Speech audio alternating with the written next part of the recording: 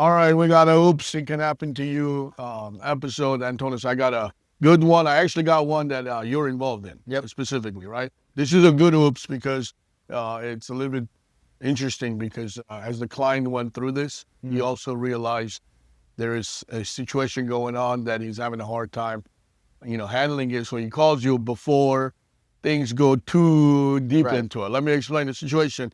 We have an ophthalmologist that is that has been leasing a place. Yep. And then at some point, the adjacent tenant leaves and he subleases that space from that adjacent tenant. That's right. Right? So that's space B. The space B is being subleased by him, and he's got his space A that he's leasing from the building. Right? Directly. All right. Now, fast forward into today, the sublease, the lease is expiring. That's right. So the guy who is subleasing from is no longer responsible.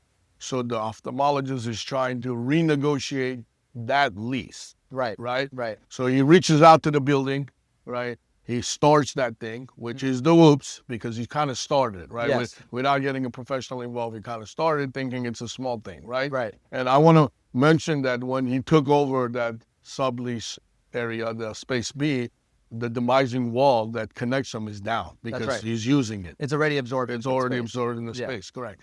So that's already connected and everything. So when he's negotiating, when he reaches it out, he hasn't reached out with a professional, so he realizes that what he's getting, there's something off.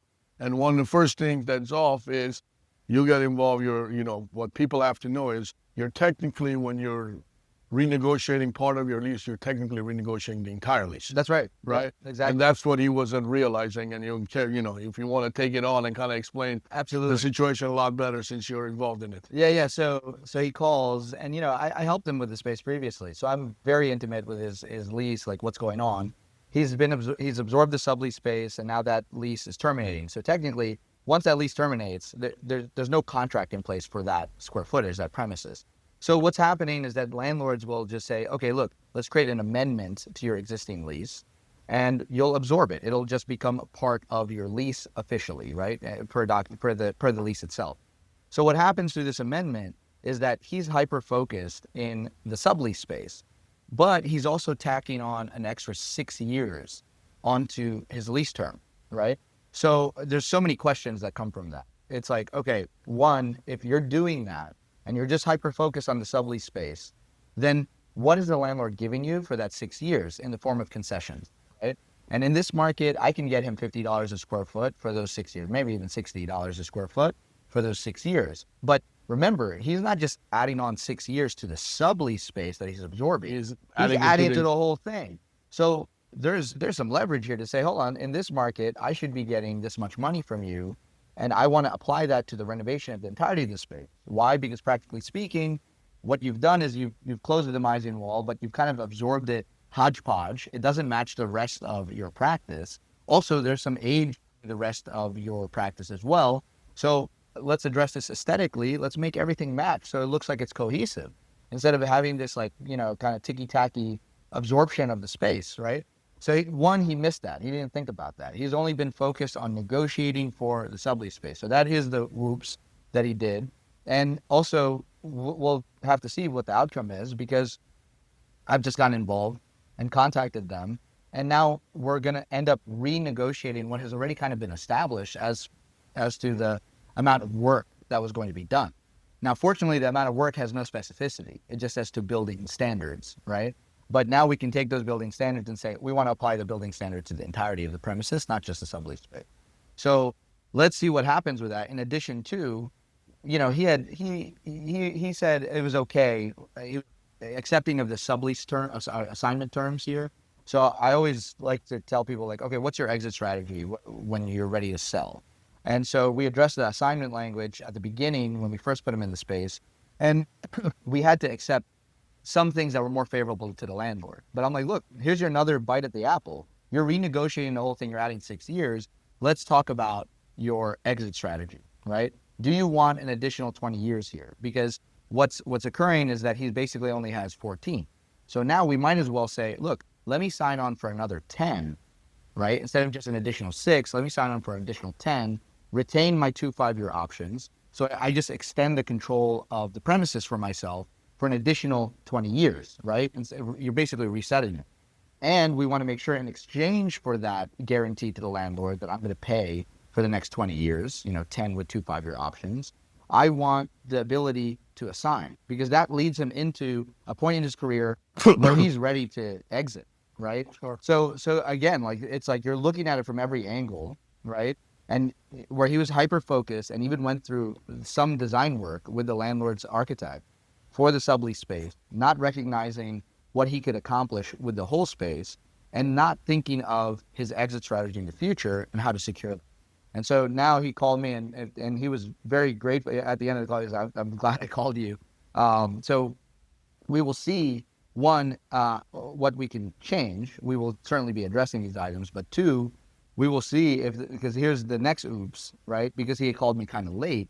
Will the landlord recognize my, I guess, involvement here, right? So that they can pay me a commission to be involved. And see, in their mind, they're like, we already have this tenant.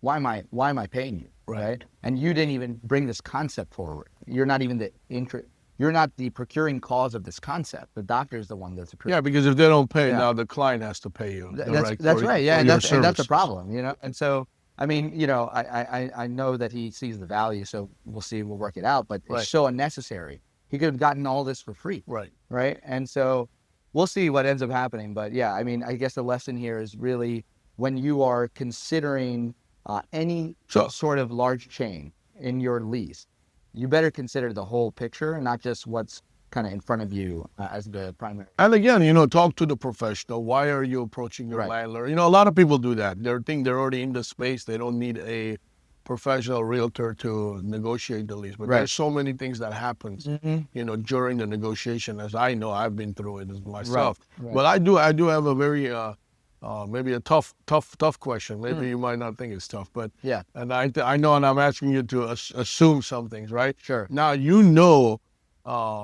worked with real attorneys before, and we've talked about the fact that there are some people that the services, they see the services as overlapping. Sometimes people use an attorney to negotiate the lease. I get that a lot. My attorney is negotiating the lease, right? I know this client approached it himself, but let's switch him and put a client that is working with an attorney to negotiate this lease. Oh, yeah. Do you think the attorney would have caught that? No. This situation? I don't think the attorney would have caught that, because the attorney may have caught an opportunity to renegotiate the entire thing. Not even the entire thing, and that opportunity to renegotiate something that is legal in the document, which is the assignment language. To say like, hey, maybe we improve your position. Sure. But really, most attorneys are like, you called me for what? You want to absorb this space. Okay, because you want to absorb the space, I'm just going to make sure that the legal documentation permits you to absorb the space. That's right. Right? That's clean.